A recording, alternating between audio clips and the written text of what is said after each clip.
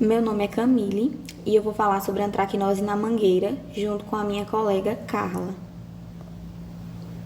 A antracnose é uma das doenças mais importantes na cultura da mangueira no Brasil e no mundo. Ela é causada por fungos do gênero Coletótrion, que vai afetar todas as fases da planta, desde folhas, flores, frutos novos e também frutos maduros. Ela pode causar diversos prejuízos, como queda de folhas, flores e frutos, e também redução da produtividade e qualidade da fruta. Essa doença ela causa infecções que ocorrem principalmente em folhas jovens, ramos jovens, inflorescências, frutos jovens e frutos em desenvolvimento. Essas infecções vão causar sintomas bem característicos. A gente pode observar nessa imagem, no ponto A, sintomas de manchas necróticas e encarquilhamento de folhas em plena florada. Na imagem B, nós podemos notar manchas necróticas de cor meio amarronzadas. Na foto C, nós podemos observar podridões necróticas na região do pedúnculo. E na D e E, nós podemos observar manchas necróticas, que são essas manchas arredondadas de cor mais escura, perto de preto. Em mangas, essas manchas são causadas pela antracnose. Bom, nas folhas, nós podemos observar sintomas como, nessa imagem da direita, nós podemos observar que a doença causa numerosas e pequenas manchas salientes, arredondadas ou irregulares, de tamanho variável e coloração marrom. Essas manchas elas podem evoluir para um secamento descendente, como na imagem da esquerda, que é um secamento que pode ser da ponta para a base, que pode causar desfolha do ramo. Na inflorescência, no raque da inflorescência e suas ramificações, aparecem pequenas manchas de coloração marrom escura, profundas e secas, alongadas no sentido longitudinal, destruindo grande número de flores. Nas inflorescências, nós podemos observar que surgem pontuações escuras que se tornam alongadas e profundas, provocando a morte de flores e queda de frutos jovens. Nos frutos, os sintomas são bem aparentes. Nos frutos, os sintomas são perceptíveis em qualquer estado do seu desenvolvimento. Se a infecção ocorrer no início da formação dos frutinhos, vai resultar na sua queda. Já em frutos maiores, esse patógeno ele pode ficar latente e se tornar ativo novamente como centro de apodrecimento quando esses frutos amadurecerem. Neste caso, eles vão apresentar manchas negras, irregulares e deprimidas, às vezes com pequenas rachaduras, como podemos observar nessas imagens. Manchas bem escuras, características da antracnose, meio que achatadas, amassadas, e essas manchas elas podem coalescer e acabar envolvendo todo o fruto.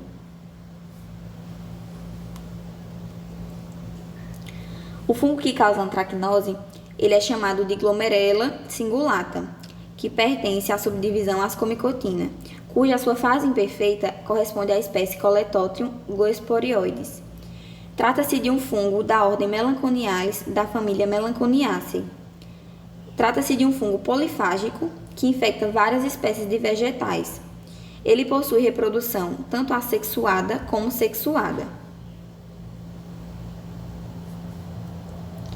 Na reprodução sexuada, vai ocorrer a formação e liberação dos ascósporos, que são esporos sexuais formados dentro de estruturas em forma de saco, chamados de ascos. Esses esporos eles estão associados com a sobrevivência do fungo. Temos também a reprodução assexuada, que se dá através dos acérvulos e dos conídeos. Esses acérvulos eles vão ser estruturas de frutificação assexuada que vão produzir esses conídeos. Esses conídeos eles vão ser liberados dos acérvulos através de uma massa viscosa de coloração rosada. Esses conídeos eles são transparentes, muito pequenos e encurvados. Eles são disseminados principalmente por respingos de chuva e pelo vento. E a umidade vai ser o principal fator determinante da gravidade da doença, pois quanto maior a umidade, maior será a proliferação da doença. Aqui eu coloquei uma imagem para representar o ciclo da doença.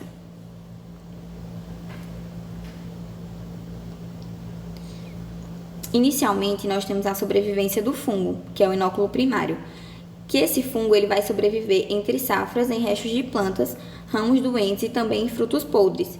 Nesses materiais, podem formar peritécios, que vão conter os ascósporos, e também podem formar os acérvulos cheios de conídeos. Assim, o fungo vai permanecer ativo no pomar, mesmo no inverno e períodos secos. No ponto 2, nós temos a produção e liberação do inóculo. Quando as condições ficam favoráveis, ou seja, chuva, alta umidade, o fungo vai produzir e liberar esses esporos, que são os ascósporos da forma sexuada e os conídeos da forma assexuada. Após a produção e liberação do inóculo, vai ocorrer a disseminação dos esporos, que é como os esporos se movem. Eles podem ser disseminados a curta distância, através de respingo de chuva, de gotejamento de irrigação, mas eles também podem ser disseminados a longa distância, através do vento. Após a disseminação, nós temos a germinação e penetração no tecido, que é quando um conídeo ou ascósporo cai sobre a folha, flor ou fruto molhado, ele vai germinar.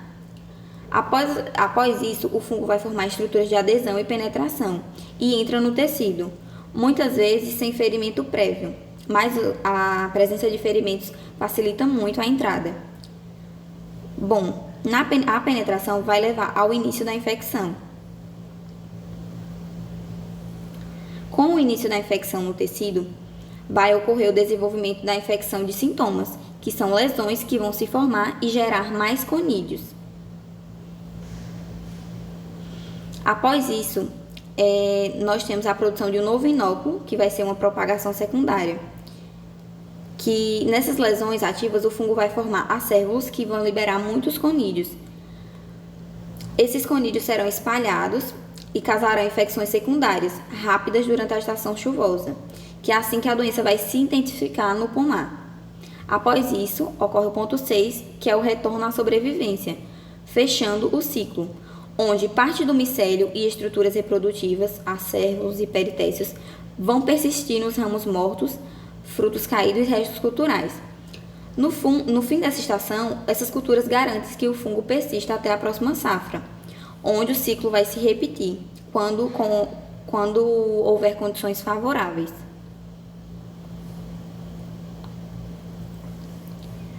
Bom, aqui temos algumas condições de infecção. Para que ocorra a antracnose, é necessário que seja formado o chamado triângulo da doença, sendo necessário a presença de um patógeno, um hospedeiro suscetível e um ambiente favorável. Esse tal ambiente favorável seria um ambiente com condições de alta umidade relativa, acima de 90%, um ambiente com chuva frequente, com temperaturas amenas a quente e longos períodos de chuva, coincidindo com ativo crescimento e florescimento, são as condições ideais para a ocorrência de epidemias, onde a principal fonte de inóculo é proveniente dos fluxos vegetativos infectados. A chuva, irrigação e o vento vão ajudar na disseminação de esporos presentes em tecidos já infectados. O patógeno ele pode sobreviver tanto em restos culturais como sementes contaminadas e também em hospedeiros alternativos, que são outras plantas que são hospedeiras do fungo e estão presentes na lavoura. Portanto, o cuidado com restos vegetais é fator de manejo muito importante. Impacto econômico. Bom, a antracnose é uma doença que causa danos de necrose irreversíveis, causando desfolhamento, queda de flores e frutos, que acarretam prejuízos na produção, como também na qualidade dos frutos pós-colheitas, impedindo-lhes a comercialização. Então, a sua importância econômica é significativa pelos prejuízos e pela crescente severidade em regiões de clima favorável. Bom, dando continuidade, o manejo integrado é a estratégia mais eficiente, porque nenhum método isolado controla a antracnose sozinho. A combinação de práticas reduzem drasticamente a pressão do fungo no pomar. É necessário que o manejo da antracnose adote as seguintes estratégias: o monitoramento do pomar, a realização de métodos culturais, juntamente com o controle químico, a realização de métodos genéticos e um manejo de pós-colheita, visando uma alta produção de qualidade para a comercialização dos frutos. Quanto ao monitoramento do pomar, por a antracnose depender muito das condições climáticas, é necessário que o produtor adote um sistema de inspeção frequente no pomar, quando as condições de temperatura e umidade relativa estão favoráveis à doença, principalmente em períodos de floração, frutificação e colheita, em busca de um melhor controle, realizando uma identificação precoce dos sintomas. Nos métodos culturais, é necessário que primeiramente o espaçamento do plantio ele seja analisado. O correto seria um espaçamento 10 por 10, entretanto não é o que ocorre na maioria dos casos, ocorrendo um adensamento da área cultivada, com isso exigindo um manejo mais intensivo da área. É necessário que avalie as copas de cada variedade para que o espaçamento não comprometa a ventilação e a insolação entre as plantas. Como forma preventiva da doença, é a realização de podas leves para abrir a copa e aumentar a aeração e entrada dos raios solares. Nas podas de limpeza, a retirada e queimada dos galhos secos e frutos velhos da área é uma medida a ser adotada, reduzindo as fontes de inóculo do fungo no pomar. É necessário também uma adubação equilibrada para fortalecer a planta e reduzir suscetibilidade. Outra prática realizada no manejo convencional é a indução da floração, aplicando reguladores de crescimento na mangueira, como por exemplo o cutar. É necessário que essa indução não coincida com épocas de chuvas prolongadas, para que não favoreça a ocorrência do fungo. Na agroecologia, essa prática ela não é utilizada. A planta ela segue o seu ciclo natural e floresce no período em que sua natureza determina. Com isso, constantemente a doença vai estar presente na área. É realizado também a aplicação de estacas sobre o pomar, a fim de evitar que a lâmina de irrigação do microaspersor molhe os frutos que estão mais abaixo. Bom, a associação do controle químico também é indispensável, principalmente após a poda e nos períodos antes da abertura das flores, durante o florescimento e na frutificação. O site do Agrofit, ele descreve mais de 100 produtos indicados como forma de controlar a antracnose na manga. Os fungicidas que são mais utilizados são a base de cobre e mancozeb, que são fungicidas de contato, e o tifanato metílico, que é um fungicida sistêmico. A aplicação desses fungicidas deve ocorrer em intervalos de 15 a 20 dias, dependendo das condições climáticas e da gravidade da doença. É recomendado a alternância de princípios ativos e de fungicidas para evitar que ocorra aparecimento de fungos resistentes. Os fungicidas cúpricos, eles também são eficazes. Esses fungicidas cúpricos, eles são à base de cobre e são bastante utilizados no manejo da doença. São protetores de contato usados principalmente em aplicações preventivas contra a antracnose, mas com um risco de fitotoxicidade se usados incorretamente. Um exemplo é a cauda bordaleza, que é muito utilizada. Ela também é permitida a sua utilização na agricultura orgânica. Nos métodos genéticos, a realização e o desenvolvimento de cultivares mais resistentes, minimizando perdas por doença. A escolha dessas cultivares resistentes é um exemplo de um método genético. Eu trouxe alguns exemplos de variedades que são mais suscetíveis e outras que são menos suscetíveis à doença. Um exemplo de algumas variedades resistentes à antracnose é a Tome e a Van Dyke. A Tome ela é uma variedade de manga mais cultivada mundialmente para exportação. Ela compete resistência à antracnose e a danos mecânicos com um maior período de conservação. Entretanto, ela tem uma suscetibilidade ao oídio. Já a Van Dyke, ela apresenta uma resistência de média a alta ao oídio e à antracnose, mas não responde bem à indução floral. Outras duas variedades que têm uma grande aceitação comercial, entretanto elas são suscetíveis à antracnose, é a Hunter e a Palmer. Aqui no Vale do São Francisco, as variedades que são mais produzidas, que têm uma alta comercialização e exportação, são a Palmer, a Kate, a Tome e a Kent. Dentre essas, a Tome é a que tem uma maior resistência à antracnose, as demais elas são mais suscetíveis à doença. Vale ressaltar que a Kate ela também ainda é muito atacada pela mosca da fruta. Aqui, o foco é evitar que infecções latentes, ou seja, adquiridas ainda no campo, se manifestem durante o transporte e armazenamento.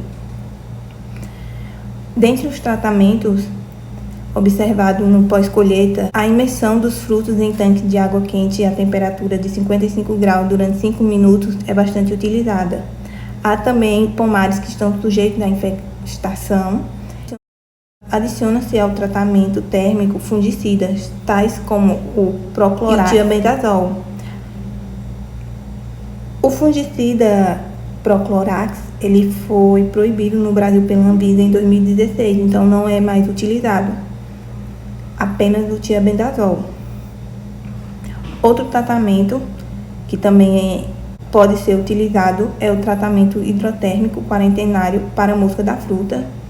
Quando a variedade de manga é exportada para o exterior, usam esse tratamento, na qual ele também vai ser eficiente para a antracnose. Diferente do tratamento acima que eu citei, esse tratamento ele vai estar água quente a temperatura de 46 graus, mais ou menos, e o tempo de duração será de 75 a 90 minutos, a depender do peso do fruto. É necessário também que o armazenamento ele seja controlado com temperaturas baixas, uma umidade relativamente controlada e uma boa ventilação durante a exportação para evitar perdas. O conjunto desses fatores aumenta a vida útil do fruto e reduz perdas econômicas. Chegando ao fim, vale pontuar algumas considerações, que a antracnose ela é a principal limitação fitossanitária na cultura da mangueira. Ela vai afetar folhas, flores e frutos e impactar especialmente a exportação por causa dessas podridões tardias. Não existe um controle único eficaz. O fungo ele é resistente e vai se esconder nos tecidos, sendo uma infecção latente, e ele também gosta de ambientes úmidos. Por isso, o controle ele precisa ser integrado. O sucesso vai depender da combinação de ferramentas, seja um manejo cultural, reduzindo o inóculo, um controle químico, protegendo em épocas críticas, um genético, reduzindo a sua suscetibilidade, e no pós-colheita, a fim de evitar perdas após a colheita. É necessário que o monitoramento ele seja constante, a realização de caminhadas no pomar, observações de sintomas iniciais e um ajuste rápido no manejo das primeiras infecções, a fim de evitar sua proliferação. O manejo integrado da antracnose é essencial para manter a produtividade, a qualidade e a competitividade da mangueira, especialmente aqui na região, que é uma grande produtora para exportação. As nossas referências. Obrigada.